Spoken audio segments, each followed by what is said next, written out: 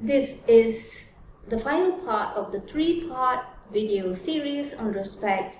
In the first part, we explored the unproductive nature of thinking about respect in terms of hoping to get respect from others as a form of validation. And in that video, we also explored what are the personality attributes that is typical of someone who's regarded as respectful in an organization. In that same video, one of the qualities that we identified about a person who's regarded as respectful is that they tend to respect others as well as work at creating a respectful environment. And after identifying personality attributes of a person who's regarded as respectful by many of us, we also established that this set of personality attributes must stem from a rock-solid set of character ethics. So in the second part, we went on to explore what are those character ethics that lead to the personality attributes that comes across as being respectful. And in this third part, we are going to look at how to create a respectful environment. A respectful environment is characterized by these 6 qualities: integrity, the existence of an open feedback channel, freedom and differences are accepted, trust and civility. We will look at each one. In part 2, we had seen integrity as an individual's character quality, and here we are looking at integrity as an attribute of an environment or the work context or any context, right? So it is still the same, except that these qualities now, instead of applying to an individual, applies to the environment. In other words, everything about the environment makes it easy or rewards integrity, right? So it's the same idea. It's something that you're very familiar with because we had addressed it in the first part and also in the second part. So integrity essentially means someone who acts, or an environment in which, in this case, because it's an attribute of the environment, so here an environment that has integrity means it's an environment that allows and encourages and makes it easy and rewards everyone in the environment to consistently at all times, without fail, regardless of whether they're being watched or measured, behave or conduct themselves with honor, honesty, truthfulness, and these, in order for it to happen as part of an organizational culture, must come from a base of strong moral principles in the individual, and this in turn can only come about as a result of strong existence of an organizational culture that cultivates integrity in each and every individual. An important attribute of an organization or an environment that cultivates respect all around is the existence of open feedback channel. I like to talk using school, classrooms, family as an example because that's where I have the most experience. I'm a teacher, so this is very important in a school or a classroom. So there must be an open feedback channel. There must be a clear method to provide feedback so that everybody feels safe, they are encouraged, and they want to give feedback because feedback is valued.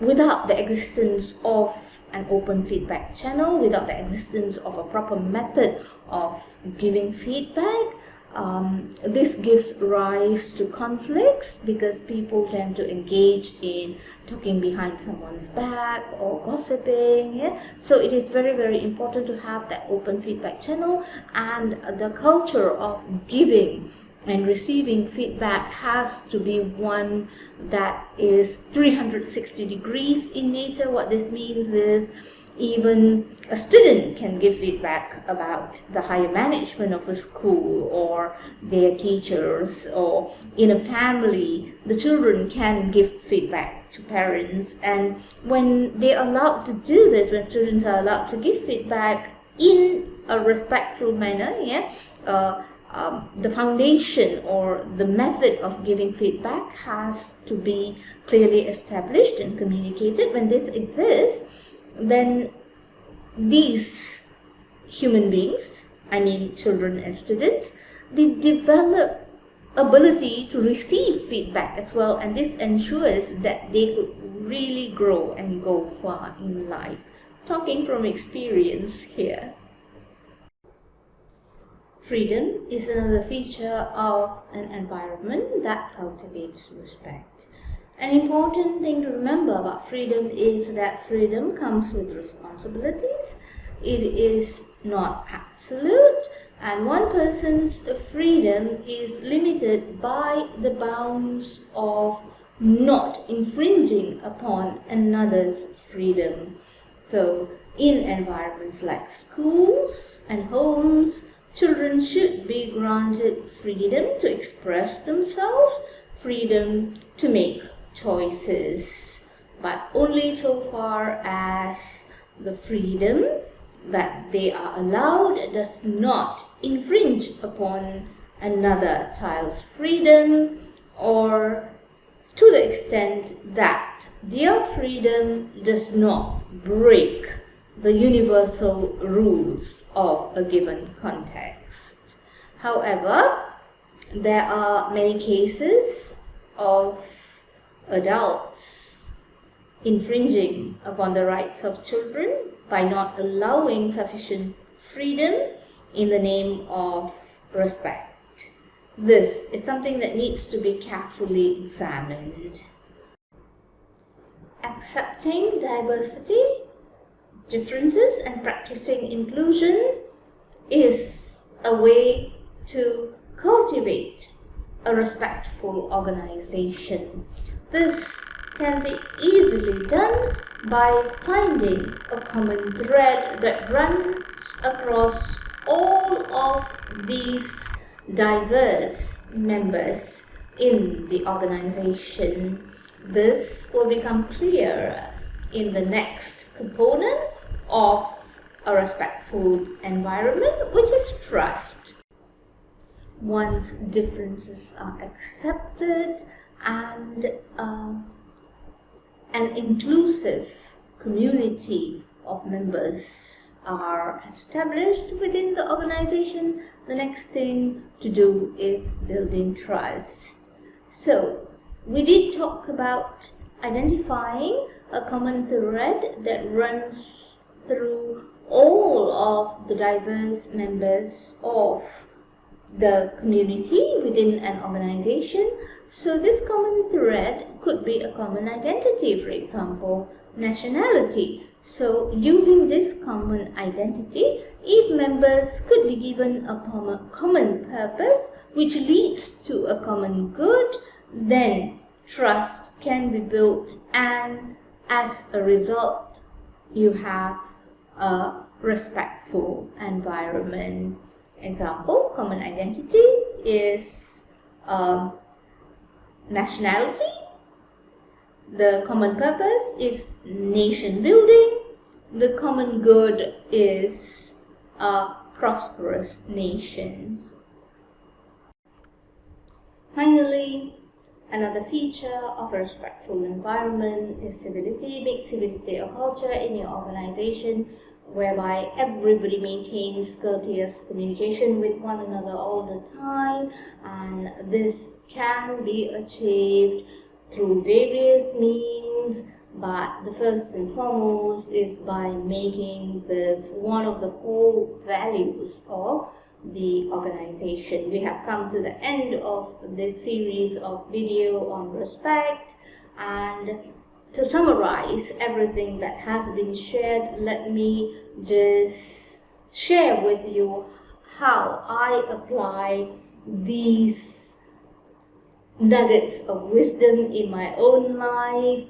I always think it is more productive for me to make sure that I build my self-esteem, so that I have a high sense of self-worth, and therefore I respect myself. And in most cases, this results in me being respected, but there are cases when I'm not respected by others, but I don't lament about it or demand respect, because when I have done all that I can to maintain a high self-esteem and treat others with respect at all times and still get disrespected, that's not really my problem.